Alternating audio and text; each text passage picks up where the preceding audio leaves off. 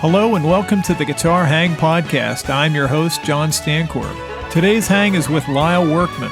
As a sideman to the stars, Lyle has worked with legends like Sting, Beck, Frank Black, Todd Rundgren, and the mesmerizing sounds of Jellyfish. But Lyle's journey doesn't stop at live performances. His extraordinary compositions have graced the soundtracks of beloved films like Superbad, 40-Year-Old Virgin, and Forgetting Sarah Marshall. In my exclusive interview with Lyle, we'll talk about his remarkable career and his experiences alongside musical luminaries. Please make sure you hit the subscribe button below and ring the bell for notifications. And now, let's hang with Lyle Workman. I first found out about you through Jesse Gress back in the late 90s, Purple Passengers. Oh my gosh, yeah, that was the first one. Yeah. And that was, and then he kind of gave me the backstory of all the different things that you'd been doing. So I've, been following your career. Anytime a new album came, and I do, for whatever reason, it just was off my radar that you had like 3 in a row that came out. I was like, oh shit, this is a smorgasbord. Well, 3 in a row. I mean, for me anyway. Okay, yeah. For me, it was not 3 in a row. That was very charitable. It was many years in between because that's I make my living doing a number of other things. So the records where I would work on those and compose and write and record as time permitted when I wasn't getting paid work. Yeah. Having listened to the film work that you've done and seeing some performances with Sting or Beck or whatever, there's such a wide breadth of what you've done. It would be really hard for anybody to pick what your influences might be or who the initial influences might be. I would guess they would be even as broad as your style is today. I would say that's true. Yeah, and my I guess my ability not to focus so much on one thing has brought me into all these different avenues, and it's kind of a guy that gets bored easily. So I like all kinds of music. I all started with the Beatles, of course. Yeah. And then from the Beatles into oh my gosh. Are you okay? Yeah. I'm shaking up. I should be all right. Sorry about that. No, it's all right. Yes, my Beatles, and then rock and roll and guitar, and my idea of a good guitar playing when I was a kid was George Harrison, and just that stuff on the radio, Creedence Clearwater Revival, that John Fogerty, and then when I was about 13 years old, I went to the movies and saw Woodstock. Yeah. And so, I'd heard of Jimi and Hendrix. I guess Purple Haze was on the radio, but I didn't connect to me. Then suddenly seeing Jimi Hendrix and Alvin Lee and Pete Townsend, I was, oh my gosh, I didn't believe that this instrument that I had been playing, for a few years was capable of doing such incredible stuff. And so that I went from Beatles, John Fogerty to Hendrix, and 10 years after, and then after that it was progressive rock, seeing Mahavishnu Orchestra on TV. Crazy to even say that sentence, but it was on TV. Don Kirshner's rock concert or something. Don Kirshner's rock concert, in concert, and then Genesis, and then Yes, and all that stuff. So my and from there into progressive rock made me more interested in what started that, and that would be classical music. And what about jazz fusion? Well, that what came before that would be jazz, of course. So that brought me into Miles Davis and all kinds of Wes Montgomery, and going back further, Django Reinhardt. So I've just been a fan of all kinds of music and enjoyed participating in all kinds of scenarios that will allow me to express my interests. Yeah, those are wildly divergent influences, and then you're about what, still a pre-teenager when you're playing guitar, when you're getting started? Yeah, I started when I was about maybe 10, I guess. Okay. And it was, Yeah. was some sort of a harmony guitar, or was it a little bit more sophisticated than that when you started off? Yeah, no, it was something, yeah, something, a Teisco. So yeah, if you get a Teisco guitar and it's this, yeah, I'm guessing it's roughly the 70s, you're about 10, and you're experiencing Going Home by Alvin Lee or Hendrix, any of that, and you're looking at your guitar going, okay, I can play House of the Rising Sun and maybe Dirty Water by the Standells, but Yeah, make the leap from that to, Santana or Alvin Lee or any of that is just, absolutely.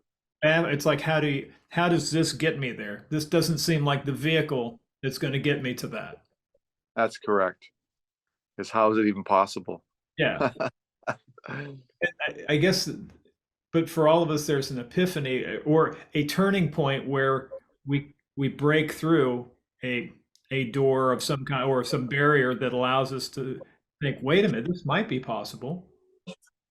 And that could Right. be seeing older siblings play or neighbor kids in the garage playing or learning something that you thought, man, I could not do this in my mind before, but here I am doing it. Were there any pivotal things for you that were like aha moments, like, shit, I think I might have a shot at this? Well, I didn't have any friends, at least at that, upon that discovery of Hendrix and seeing Woodstock and all that. I really didn't have any friends that could, or older brother or friends' older brothers that said, "Hey, check this out," and that were really good players. So I sort of had to discover it on my own. And for me, it was I bought the Woodstock soundtrack, Yeah. and I learned "I'm Going Home," sort of note for note, and just thought, "Oh wow, I can do it." I was just able to well, let me restate that. I was able to practice and get it and learn bits and pieces with the record and the needle on the LP. So I just had a bit of a knack for it, a good ear. Um, I had some lessons uh, when I was earlier, but it was when I was about 12, I think. Yeah. But it was a teacher that first thing it was, well, here's the notes, and here's Mary Had a Little Lamb, and stuff like that. And I just wasn't. It wasn't a good fit. So I was basically just working off my ear, learning how to play stuff. Was this the Bay Area? Did you, am I mistaken? The Bay Area? Yeah, yeah. I was living in San Jose, California. Yeah. Geographically, where you come up as a musician can sometimes be as big an influence just by virtue of what you're likely to be able to see in terms of concerts. If you're able to get to San Francisco and go to the Fillmore or Winterland, any of those places, that's going to inform you as much as anything else because it's one thing to hear the record. It's another thing to be squashed up against the front of the stage, seeing your favorite bands play. And in that period of time, you could you could be at the Fillmore and see in the early '70s. You could see Otis Rush, Albert King, Miles Davis. A wide coterie of different players and styles, and seeing that in person would be huge. Indeed. Well, for us, it was in the Bay Area with Bill Graham. Bill Yeah, Graham was yeah, as huge as the bands that he promoted and had perform at Winterland and those kinds of places. And yeah, I saw 10 years after in San Jose. I saw Robin Trower when I was in high school. right, Um, you know, all kinds of bands. Going to Winterland was just basically an hour drive right. from where I lived. And also the cultural significance of it happening at that time. By the time I discovered Hendrix, he'd already died. But it was only a few years after he died that I discovered him. So it was still kind of in the zeitgeist, in the air. But yeah, it was a great time to discover music because it was all these incredible, not only the rock, great guitar playing, but like I said, this burgeoning jazz fusion, progressive rock scene. There was these worlds, these complete worlds that were unto themselves, and barely connected by threads, you know. But yeah, it was a great time to be learning guitar and to be inspired. It was a great deal of escapism back then, listening to the albums and that kind of stuff, reading the liner notes, that sort of thing. Yeah, Especially when you're talking about Selling England by the Pound, Foxtrot, the Yes album, Fragile, Red by King Crimson was a little bit later than that, or Metal by Pink Floyd, Dark Side of the Moon. All the You could go so deep and so immersive without any chemical refreshment at all, and feel completely taken to another. Just looking at Roger Dean's artwork on those albums, like the Yes albums, I mean, was just endlessly fascinating. When you couple it with listening to the music through headphones, it's a very visceral thing. oh yeah, it just would consume you. It was a time when there was enough distance to where it was magical. Right. Like to actually go to a concert and go, that's the guy, there he is, just whatever feet away from me, that's the guy. Yeah. Nowadays it's like everything, there's so much access. You've got guys that are very accomplished and very famous, sitting in their, basically sitting in their house or showing you their cats, or the access. There's so much access that the mystery is sort of gone. And I think the value of it also is diminished because there's too much access. Yeah. And it's instant and it's free. Exactly. Back then you had to work for it. It was very special to have. Yeah, you had to work to assimilate the language. Oh yeah. Even if you were taking lessons, there's not a great chance that the instructors were going to be able to inform you as to what's going on those great records. So you were kind of left up to fight for it. And it was ridiculous trying to learn that stuff on vinyl. We're tearing up records. We're just, trying to slow it down, and then it's down an octave. So it's just, it was a right. real struggle. This was pre-tablature. I mean, now we're yeah. like old guys, but pre-tablature. I didn't have a tuner of any real. I had like a oh yeah, right. Yeah, there were no tuners. and I was like there. I would get it as close as I could, and I didn't realize about intonation, that the intonation could be off. So in first position D chord with the dangerous thirds are just sounding like shit. Yeah. So it was, you had to fight for everything, but I think what it did was it did help your ear. When I first learned to play, I couldn't conceive of really what chords are, so I was playing vocal melodies. I was playing the melodies of Stairway to Heaven long before I'm playing those chords. Okay, yeah. Then later you realize there's nothing wrong with learning melodies, because there are some great players, from Hank Marvin to Jeff Beck and beyond, that have done quite beautifully with playing melodies, and ultimately the listener is the benefactor to hearing melodic playing. 100%.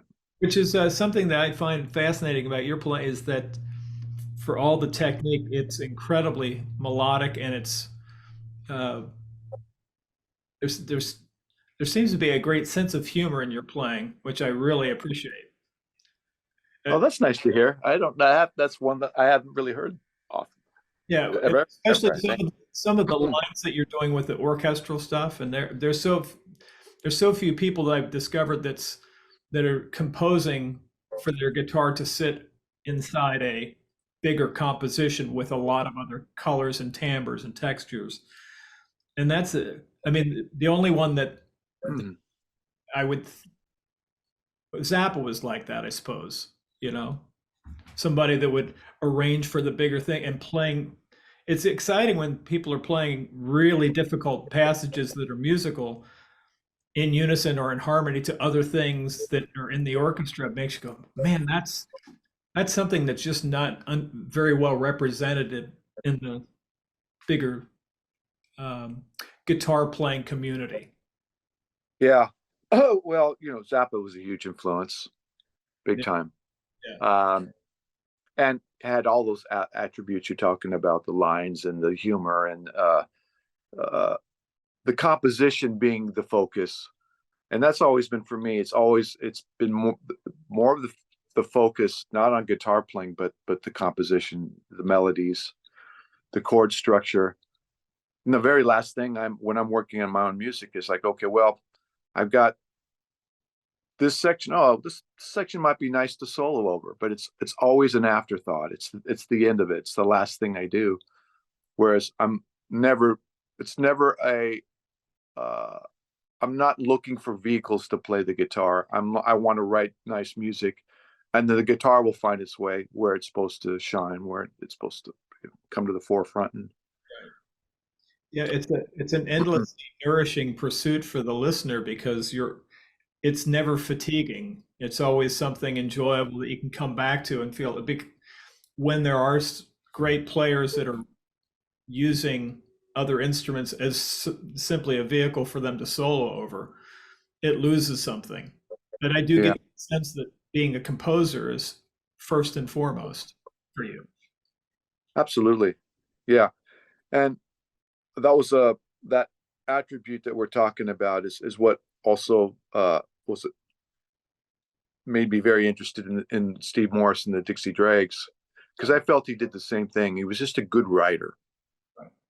The writing has to be first, the framework. Then, oh wow, the guitar playing is amazing too. The Right. guitars do.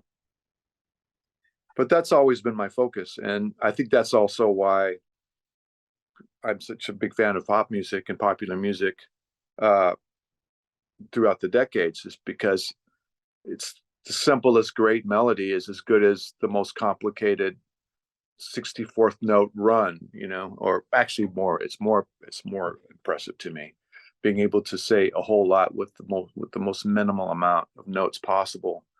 I think is the hardest thing to do, and have it being compelling. Right. Yeah, that's something I'm a huge fan of XTC, and Me too. those are the things that I love about is it seems like it was the humor, but also the melancholy and arranging beautiful pieces of music. Dave Gregory's somebody I interviewed recently, Oh yeah, it's and great. he speaks very highly of you, by the way. Well, mutual society there, mutual admiration society, big Yeah, time. but it's a beautiful lands. It seems like there's a through line through all of XTC's music that's about creating these beautiful pieces to take you somewhere. And I think it's the highest art form to take a 3-minute song and take you on a journey somewhere. Whether that song is a vocal song or if it's a piece that you're using to score a scene in a movie. Because I listened to a soundtrack that I haven't seen the movie of that you composed. I can't remember what it was, but I clearly got I may not know what the story was about, but I clearly got a feeling through those things, through those pieces that told a bigger narrative. And it gave me this, it's exciting when that happens, when you can be driving somewhere and you know that you're listening to a soundtrack from a movie, but you don't know why you're feeling that particular way or why the suspense or the whatever the emotion might be, but it's a very noble higher calling, I think. Yeah, I think we all gravitate to the things that inspire us the most, and that's what I've done. Just gone to where my interests and abilities let lead me to. So that's kind of it, really. Was it being a I think I read somewhere that you maybe in the last 15 or 20 years decided to go to school to learn scoring and learn arranging and that sort of thing. Was it having a ringside seat in the studios doing that? as a guitar player, and being able to see other film composers and think, man, I have a passion for that. I think I can do that. I just need to acquire the toolkit to make that happen. Yeah, I took an orchestration class at UCLA, an extension course, and just learned a lot about orchestration. At the time, it was before any of the movie stuff happened. I didn't have any soundtrack work. I just wanted to learn more about it because I been messing around with samplers and uh, orchestral samples, and always trying to add that element to my own music, whether it was instrumental stuff or pop, vocal tracks I was working on or writing with other people. I always love, the George Martin aspect of the Beatles, and ELO, the strings and electric light orchestra, and then basically classical music, just good classical music. So I decided to take a course, and I learned a lot about orchestration. Right. And then when I started doing films and working with really great orchestrators, and I learned a lot from them too, just seeing how they took my music to the next level in that world. Any particular collaborators, people that you work with, that you could mention that in that capacity? Well, John Ashton Thomas was my orchestrator for all through the movies, and he passed away a few years ago. Yeah. But he was just very instrumental in helping me understand the way it works, the way how to write and to orchestrate and arrange, essentially. And just listening, really, just listening to good classical music or good composer score, or John Williams, or any number of people. You hear things go, oh, that's what they're doing there. It's the theme there, and that's bringing the theme back, and how the combination of orchestral instruments change the mood and the feeling and the texture. A lot of listening and asking questions when the time was when I had that ability to do that with my orchestrator. Right. He was very busy working on a lot of other projects, so. Yeah, there's, like anything else, there's so many layers of composition for film. There's the pads and things like that that are creating ethereal, interesting sounds. But then when you're taking it up and doing the whole orchestral thing where it's counterpoint and just arranging for orchestra, I can't imagine that there would be much that you could do in your musical career more satisfying than being in a big studio listening back to hearing an orchestra play something that you've composed. It's the best for me. It's the ultimate. Yeah. To hear that beautiful sound.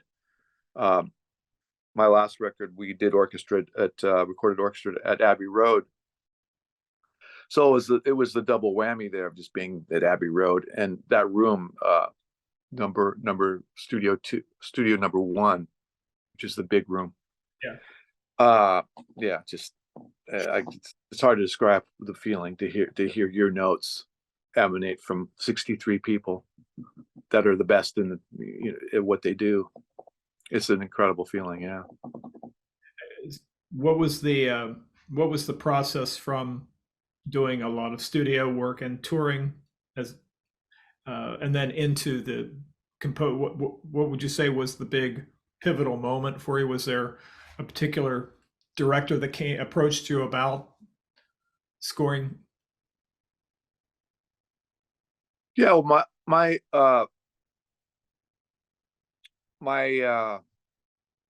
the big break really was working with Judd Apatow on his comedies, and that whole connection was through another composer who I'd been working for, playing guitar in his scores, and this composer's wife was a Universal executive at Universal Pictures, and I ended up with the vice president of music at Universal. He just wanted some guitar work, some guitar on some songs he had written, for a personal project, and that was my connection to him. And he liked what I did, and by that time I had done a small independent film and had written lots of music and a couple records worth of instrumental stuff. So I'd done this favor, sent him off with a CD when we finished, and he called me back and he liked what I did, and he connected me with he was the connection to Judd Apatow, and Judd was a big fan. Judd is a big fan of music and was aware of some of the stuff I'd done,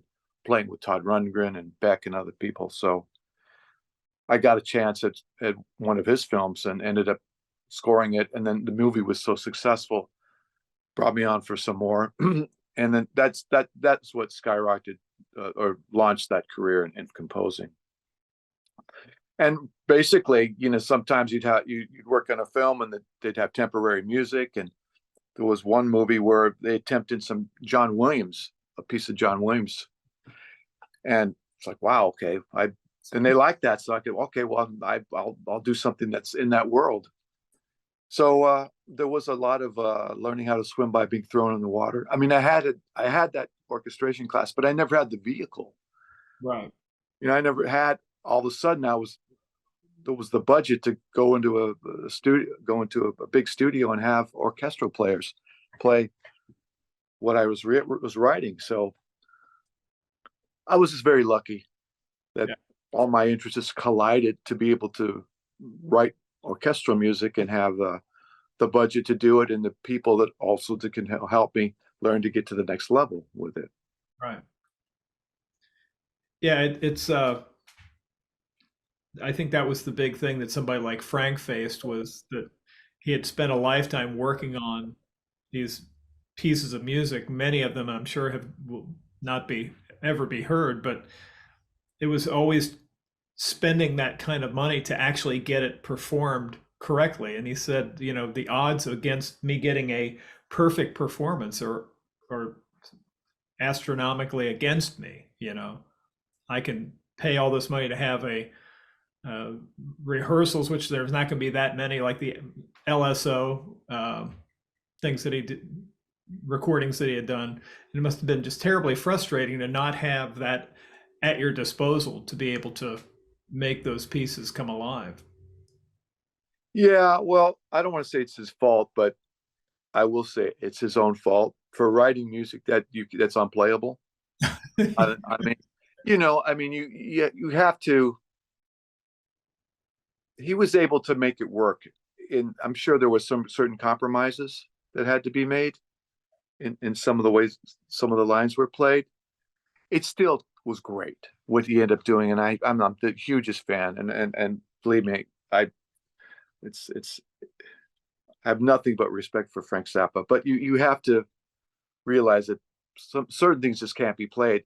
And I learned that myself for my last record when we went to Abbey Road. We had to do things in sections. We couldn't record the whole song. It would have taken a day rehearsal. We just didn't have that time. So we would sometimes we'd do lines, or one thing you do, for example, if you have a line that's too difficult to play, like let's say something that's crazy, 30-second note triplets or something that's very fast, you break it up. Instead of having one, violins one play the whole thing, you break it up so that the first part of the phrase is played by one group and the second part of the phrase, so 1 and 3 and 2 and 4. Oh yeah, okay. So and that's one way of making it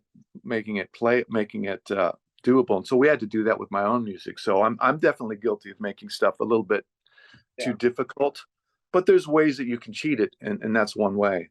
And I'm not sure if that's what Zappa did or not with some of his stuff, but he must have had some awareness. Like, okay, well, he certainly had awareness that a violin cannot play below a G, right? So he obviously knew enough about the instruments, but I think it was more about just the speed and the intervals that made it hard to get too fast. Right. Yeah, but maybe that was the attraction for the synclavier, to be able to absolutely to do that middle of the night. He's up, he's got some cigarettes going and coffee and just Yeah. in the morning, everybody's gone to bed and he can relatively quietly in his own studio come up with all this kind of stuff. Yeah. But he did, he wrote, he was able to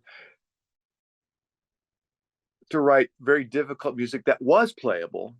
The Black Page is one thing, and still being. I'm amazed that you go online right now on YouTube and there's a 20-year-old playing the Black Page on guitar. Right. That they're still, that music has stood the test of time. Right. His music, and that it's still. I was just watching just last night a guy who just analyzes Frank Zappa music. Yeah. He's a young guy, and it's great that music has that ability to last well beyond your years if it's substantial and if it's important. And he certainly wrote a lot of very important music that's influential and mind blowing. Yeah, that will never go away. Yeah, it will outlive us all for sure. I Yeah. think the guy that you're referring to might have interviewed Andy Partridge as well. Oh yeah. I Uh, think it is this guy. yeah, and he's amazing. He was playing. It was something like Pedro's Dowry on guitar, something ridiculous. So, Yeah, sure. and on the computer behind him, he had it all transcribed, but he was playing through different parts of it, and I was going. You have to send me a link on that. I haven't seen that. Yeah, that I mean, he breaks down a lot of those tunes, but I'll email you a link. But the guy's super fast. I mean, it's a very deep dive into something that guys like you and myself would enjoy. But I mean, you'd have to be. I mean, he goes really deep into the weeds, and I think he might. He's playing on guitar. He's playing this thing. Yeah. Okay, I haven't seen that. No. And he's also he may have interviewed Steve Vai, but he's got an interview series. But be that as may, I'll send you the link. I think you'll find it okay. incredibly fascinating. The other thing that's exciting to me is the wide range of folks that you've worked with, from Beck, Todd Rundgren, the guys in Jellyfish, touring with Sting. That's got to be a very satisfying. Just because there's the diversity of all that kind of material, some of the greatest stuff ever. I mean, I'd be interested to hear however, fielder's choice, however you'd like to answer about your time of being on the road or in the studio with those guys. Well, can you be more specific? There's so many. There's so many. The Sting thing was interesting to me because you and Dominic Miller would be a very interesting pair to have on stage, complementing each other really beautifully. It would be interesting to hear about how all that worked out. Well, with Dominic, it was like meeting a brother. Yeah, because we're about the same age. We grew up listening to all the same stuff. We're influenced by the same stuff, and it was playing with him it was so easy. And plus, he was just so generous and so welcoming. There was never any kind of territorial business going on. It was like, okay, you could solo this, you could take the solo here, and this is what I'm playing. And we just complimented each other, and I just loved working with him and staying. And it was great, particularly because it was basically a rock band. It was two guitars, bass, and drums. Yeah. So we covered a lot of space between the both of us, guitarists. Yeah. And it was just, when I was 20, I was playing in a band that we did, like 80% Police songs, being a 3-piece band. Yeah. So it was pretty funny because I had an audition, and from what I was told from Josh Reese, who was Sting's drummer at the time, Sting doesn't really audition musicians. He just goes for recommendations. Like, I love your playing, and if you say this guy is great, then I really don't need to audition. But let's just see what it's like. Let's just get together and see if the vibe is cool, and we'll be okay on the road together, kind of thing. So it was when I had that audition with Sting. They sent me three songs to learn. One was Message in the Bottle. It was like okay, I know these songs. We played the songs, and in New York, SAR, and Sting said, "Well, that sounds great, mate. You want to play? Would you like to play?" And I said, "Anything you want." I go, "I'm somewhat familiar with your catalog." And he laughed, and we played about five more tracks, and then that sort of sealed the deal. But yeah, it was a great experience, working with Sting and touring and playing music that I'd loved for so long. It was so influential. Andy Summers was a huge influence. Yeah. Yeah, it was interesting as for somebody like Andy what he was able to do with a modest amount of gear when they're getting started, not Yeah, stuff, but created a certainly a very influential sound. It seems like the wave of guitar players that came after him were certainly very influenced by that. I was always more into Andy Summers than the Edge of you too. Although I loved both, I enjoyed and just what he was playing harmonically was interesting to me. yeah, absolutely. I Me mean, too.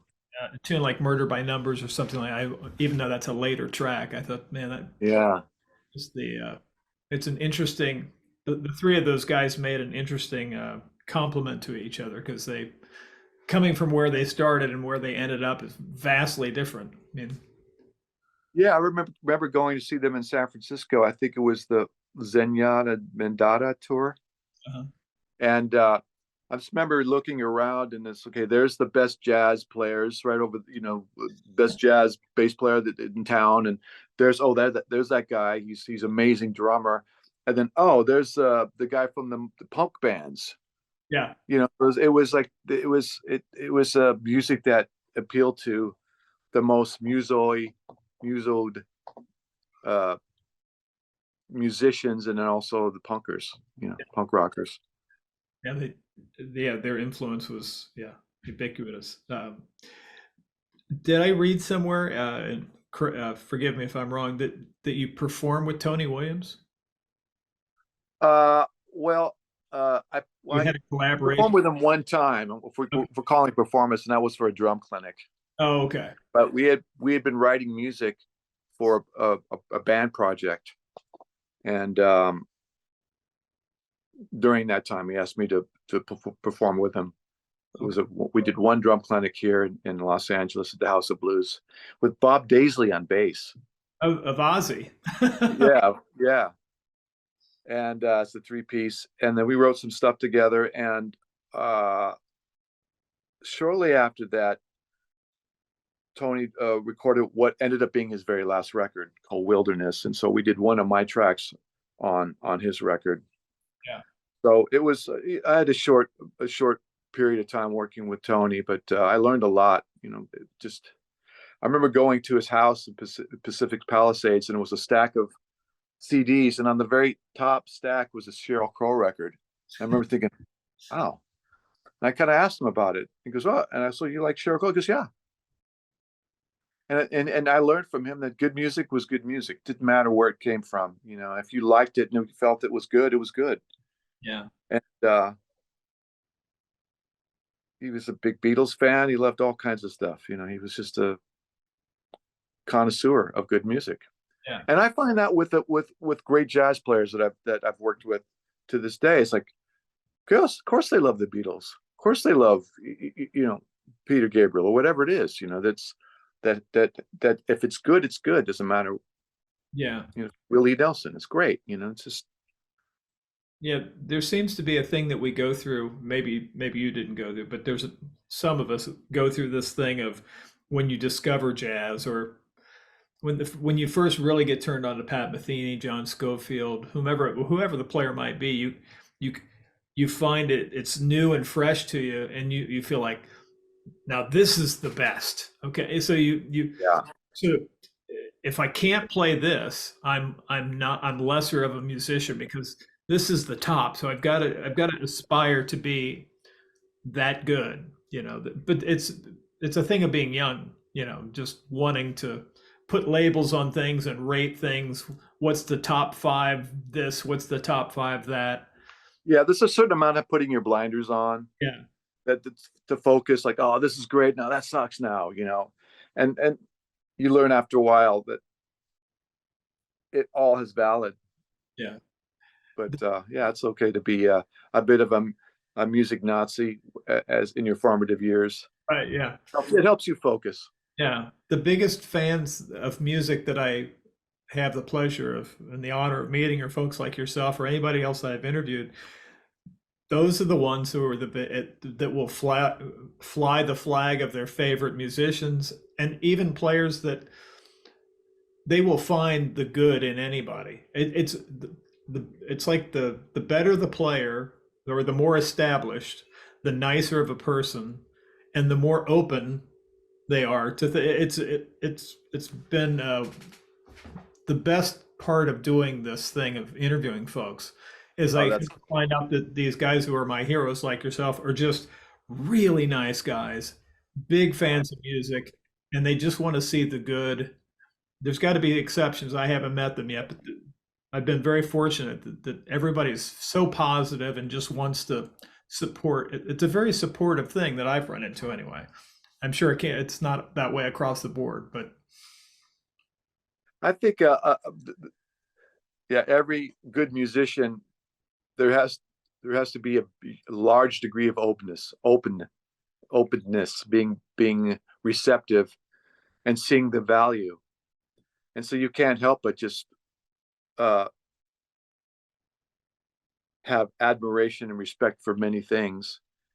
And I mean, I think that's basically it. Uh, yeah, that's pretty much all I was trying to say. You yeah, got to be open and receptive and welcoming right.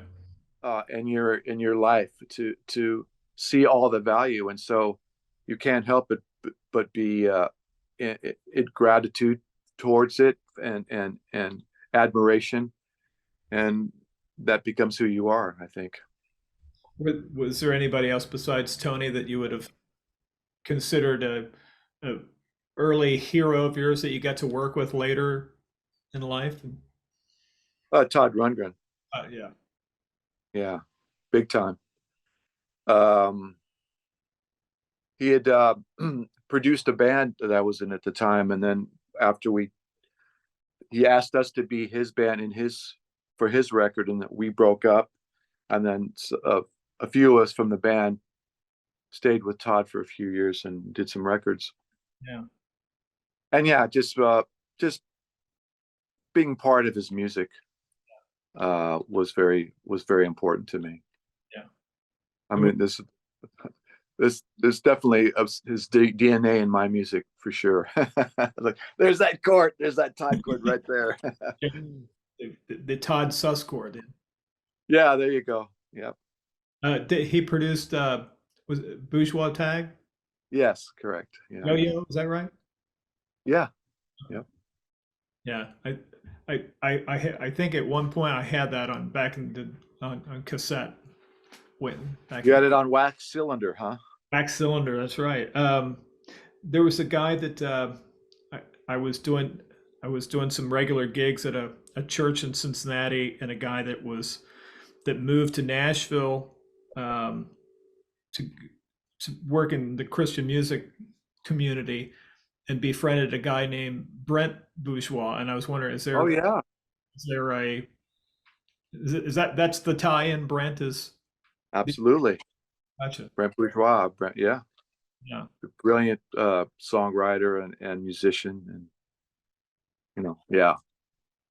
yeah. But that was your first major band with a Yeah. major sort of thing. Yeah. Yeah. And were you guys Northern California based? Sacramento. Sacramento. Yeah.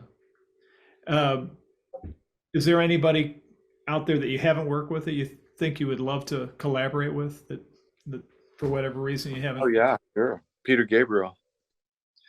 He's common on a lot of people's wish lists. Steve Luke Yeah. mentioned Peter, and Oh yeah, he's my favorite. yeah, He's just from Genesis all the way through. Just incredible music. I've participated in an evening of Peter Gabriel music. We call it Saluting Peter Gabriel. We did a show at at Apogee Studios, which is Apogee is a company that's owned by Bob Clearmountain's wife, Betty, and they have a facility in Santa Monica, and they have a little stage, and we did a show, and it was Bob recorded it. Bob and another gentleman recorded it, and I've mixed it and made some videos. wow, And so yeah, that's all. You can see those on YouTube. Saluting Peter Gabriel. wow, You can look that up. There's another about check. 7 tracks that we Yeah. put together.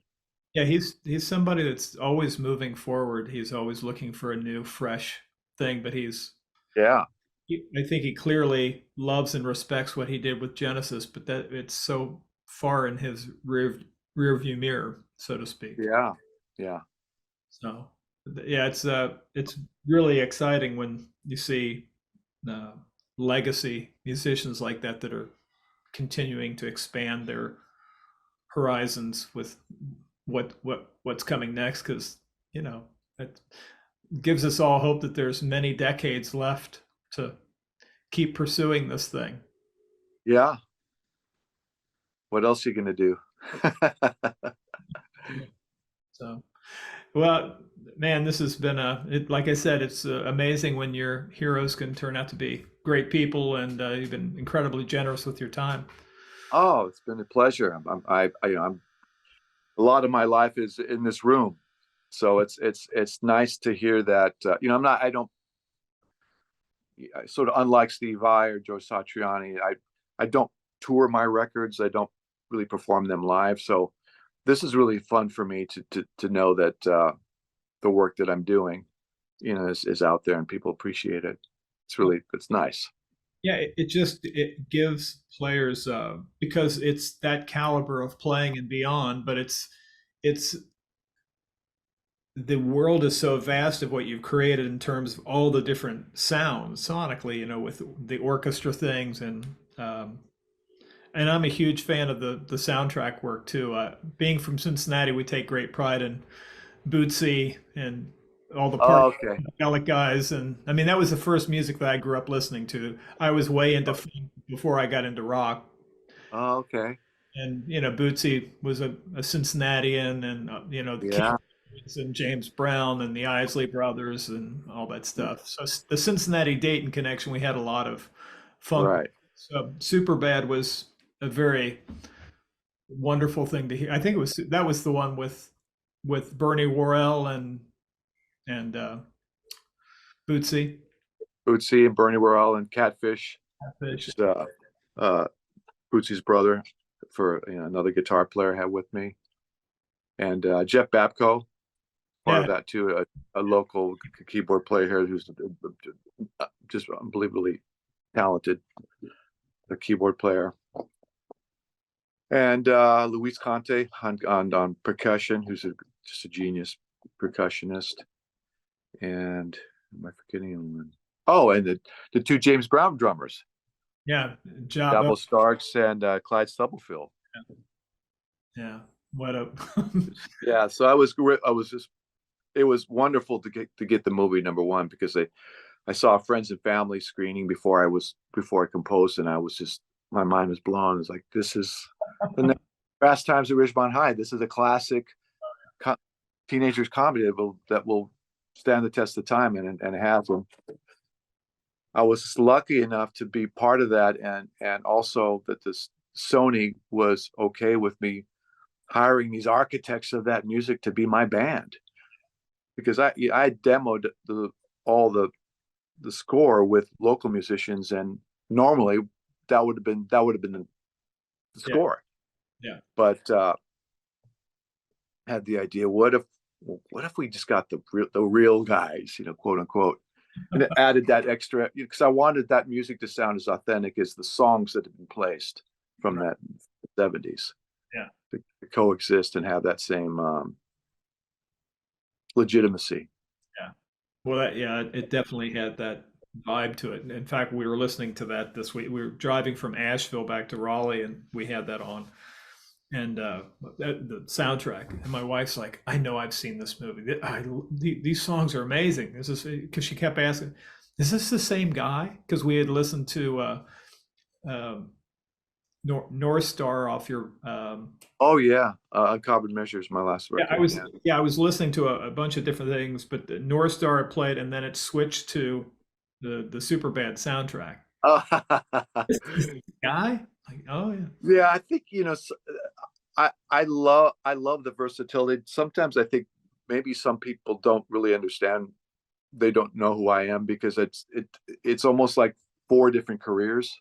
yeah, But I don't know. I just that's my interests are so varied, and my either lack of focus in one lane or my interest in many lanes is what's brought the variety, and I like that.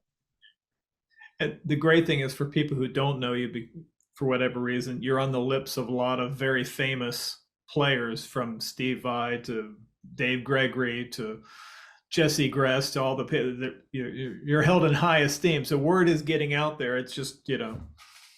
Oh, probably that's been really nice. hard for you to perceive that, perhaps, that. Yeah. Steve was very Steve Vai was very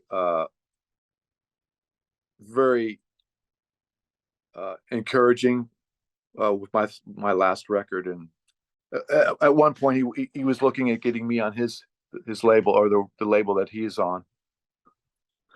But yeah, he's just a very inspirational guy. Hopefully, have you had a chance to interview him? No, a buddy of mine, Ned Evett, who has a company with Joe, is trying to put together an interview with Joe and Steve because they've just announced that they're going to go out on the road together. So Yeah.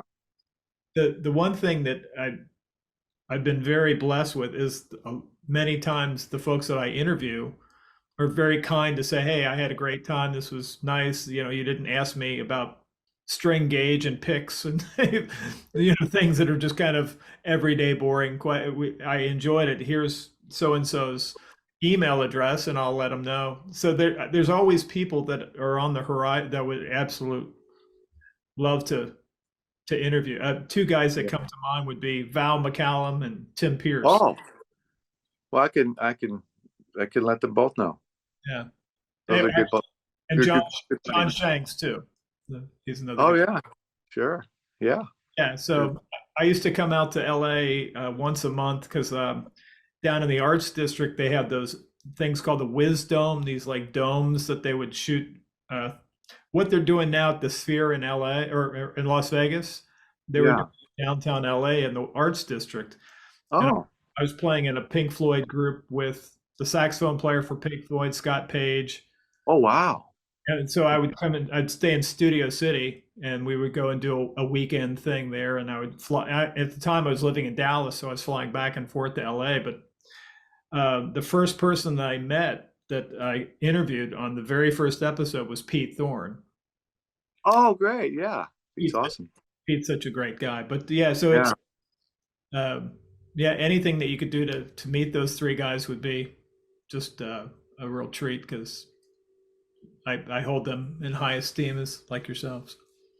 Yeah, what I'll do is if you want, I'll forward your email to them. Yeah, that'd be great. That way they can contact you. Yeah, awesome. Well, Lyle, man, thanks so much. I just having a great I'm listening to Heaven's High Flyers Playbook and okay. Yeah.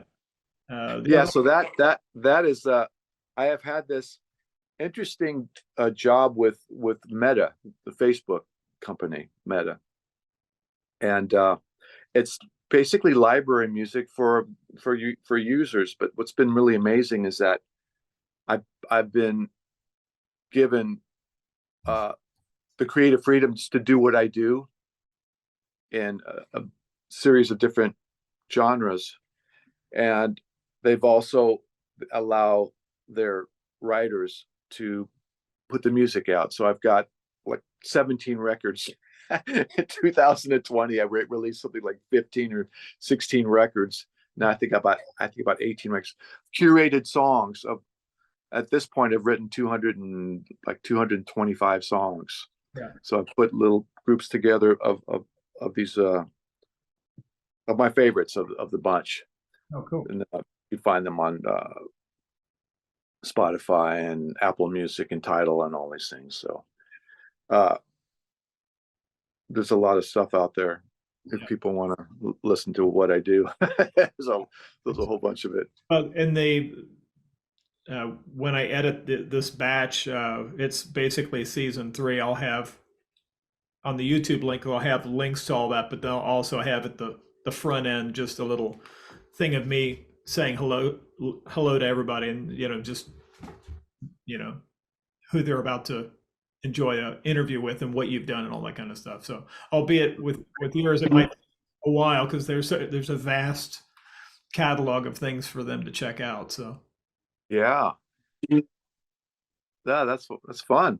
Yeah. So I see that you're talking about the Pete Floyd tribute band. I see the guitar behind you, the black Strat with the white neck, with the maple neck. Yeah, it's the Gilmore Strat. Yeah. You want a little bit of trivia? So I just finished a movie that was funded by Jim Irsay. Oh yeah, Cold. I believe. Yeah, and I believe he bought that guitar, the black Strat. Yeah, I think it was. Gosh, was it $500,000? I mean, I don't remember. 3.1 or 3.2 million. I can't remember. Kenny Aronoff plays with him in a. Oh, that's okay. He had mentioned that Jim had purchased that, but man, that's some crazy money. But it's relative, I suppose. But would you sell yours for 100,000? Sure. FedEx, what do you think? For parts guitar? Yeah, that's right. Parts. The only downside, it's an 8-piece group and there's 6 crew folks. We have the big 16-foot video screen and the laser light show, and we do. Oh my gosh! Piper at the Gates of Dawn to the most recent album. But can I find you guys on YouTube? Yeah, or just go to signsofFloyd.com. I'll send you. Okay, send me a link. Yeah. And Signs of Life, the American Pink Floyd, but the website is just signsofFloyd.com. We designed I was getting to the point where my pedal board was so large. I'm the lead vocalist, guitar player, and we have two other guys that sing, and then 2 to 3 female backing vocalists. It was getting to be so difficult to tap dance on all my pedals that we decided, well, let's build a rig similar to Gilmore's and have all the pedals in this big case with I've got 4 amp heads. And then I use an RJM switcher. And then the computer that drives the click track and the videos changes my presets. So I don't. Oh my God. That's amazing. Yeah, it's really, but the only problem is the rig itself takes 3 people to move. We've got a big old 1977 Yamaha RA200 that is the spinning speakers, which really, when you start blending that tone in with your lead sound, it really gives that depth to a lot of the. What's it? Oh, sorry, you were saying what's this? These spinning speakers? You talking about a Leslie? Yeah, it's a Leslie thing, but it's made by Yamaha, and it's called RA200. And it's got the big horn below, and it's got the spinning speakers. When you pull the thing off, you can see these things spinning, and we mic the top speakers. How old is that unit? Is it from the? Came out in '77, right around the time that Yamaha was doing their solid state combo amps. That were. Oh, I've never even heard of this Yamaha Leslie. So yeah. So they made a RA200 and a 300. I'll send you a photo of the rig, but it takes 3 guys to move. It's Well, so let me ask you this: why you? Oh, so you say 4 amps? These are like tube amps, right? I've got 2 two high watts that I use, and then I use a Mesa Boogie John Petrucci Mark. It's a JP2C Plus. It does all the MIDI switching, so I can switch channels in that. But the other heads I can't use for I are not MIDI switching, so I can't switch channels in them. So Oh, my left and right is essentially a Mesa Boogie on the left and a Sir Badger on the right. And okay. I've got the high watts. One of the high watts is for the lap steel, and the other high watt is a backup. So what's in the rack then? All your effects? Yeah, I bought John Petrucci's old JP2, or I mean, I bought his Axifex 2s. So I've got them, Oh, and okay. they're Yeah. controlling all the time-based stuff. And I've got all the analog pedals up top, like the tube drivers, the Pete Cornish stuff, but it's all up top, so Wow. I can get to it. But it's all programmed in loops, so each preset has its own. It's nothing is in a row. It's not all series; it's all in loops. It's like the Bradshaw system or the Yeah, Pete. I used to have one of those, Bradshaw. So have you not so by the way, now it's my podcast. I'm asking you the questions. That's right.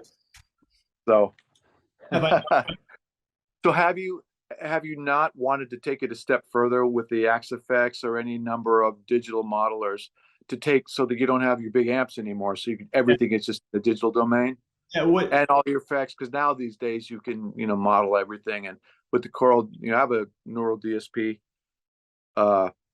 quad core that I Yeah, use from time to time.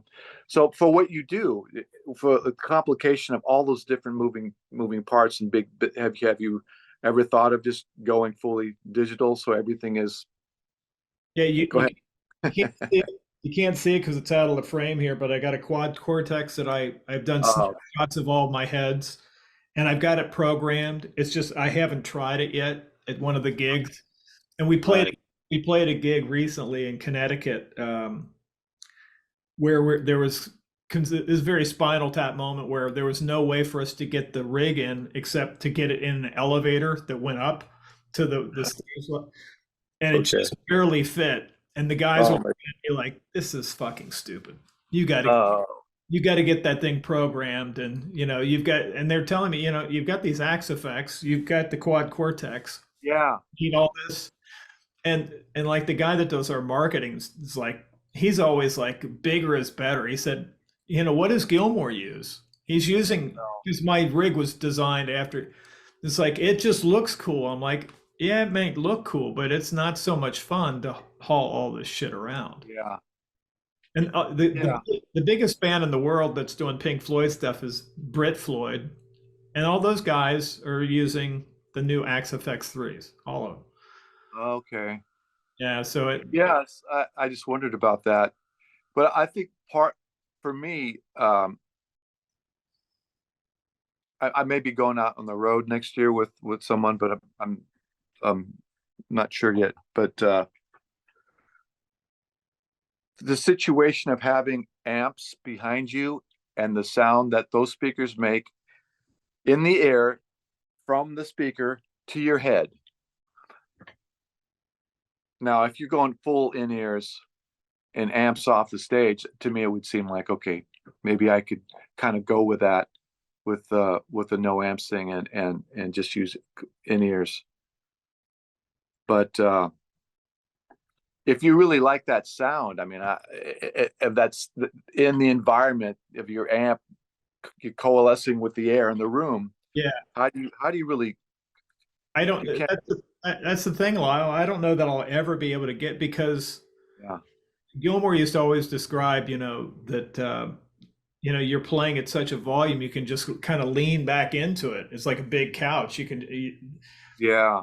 I've got the WEM 412s on either side, and Oh my gosh, it's really going. it does, on a tune like Comfortably Numb, when you're playing, it's as much a visceral feeling of the air moving as Yeah. there's something to that. And I take the cabinets out of the the road case wheels because I want them on the floor. I want to feel Yeah, the vibration of those. Sometimes that can be a little tricky if it's a hollow thing underneath. But if it's a good old, and we play mostly theaters, so I love the feeling of that vibration. yeah. So you don't have in-ears? We do have in-ears for the click. Uh, Oh, my axe effect allows me to send a signal out to front of house that never changes. But then I can also, the same thing will allow me to send a certain amount of signal to my cabinets. So I can get the air moving from the cabinets, but I always have one ear partially out anyway. okay. So we're not using monitor. Everybody's in ears because we have a click track, and it feels more like theater than it does being at a rock band because everything has a cue, you know, Okay. because everything is the click track is tied to the video, and the video, Okay. yeah. So it's and there are spoken word things like verse in one, two, three, Oh, okay. just Right. for continuity. So If you'll probably be staying with your amps with cabinets probably. on the, yeah. Well, as long as your sound man isn't complaining, because that's a lot of it. Yeah, he loves it, and I mean, he was reluctant to, he's like, we've spent years dialing in the sound, and we've got it together. It's like now you're gonna, you know, he's a little bit dubious of the the IRs and stuff like that, and how it translates in terms Oh, of. really? Okay. But sound guys are their own animals. I'm sure you Yeah. they have their own way of doing things, and Well, I think even Pete Thorne was saying that, when you've got in ear full with amps are off the stage, or you're using, yeah, let's say your amps are off the stage, your guitar sound is your mic this close to the speaker, you yeah, know, and it works in the studios. I've done so many records where I've got headphones on and my amps are isolated. I'm sitting in the room with the drummer. My amps are fine, but the live thing is a different thing, though. There's that thing that happens from there, or walking to the edge of the stage during a solo and hearing your sound come out of the PA, and it's like gigantic. yeah. I guess there's some degree of that if you have one ear off, or you have some degree of live that's coming into your head. But anyway, so these are things I'm contemplating because of this potential tour. Yeah. Well, I'll keep an eye out for that when it's announced. I'd love to Yeah, see it play live for sure. sure. Yeah, I'll let you know. Oh man, this the time has flown by. Thank you so much for being so generous. Oh man, my pleasure, John. Really nice to speak with you. Thank you for tuning in to the Guitar Hang Podcast, interviews with noteworthy guitar players from around the world. Go ahead and hit the subscribe button and ring the bell for notifications to stay updated on our latest episodes.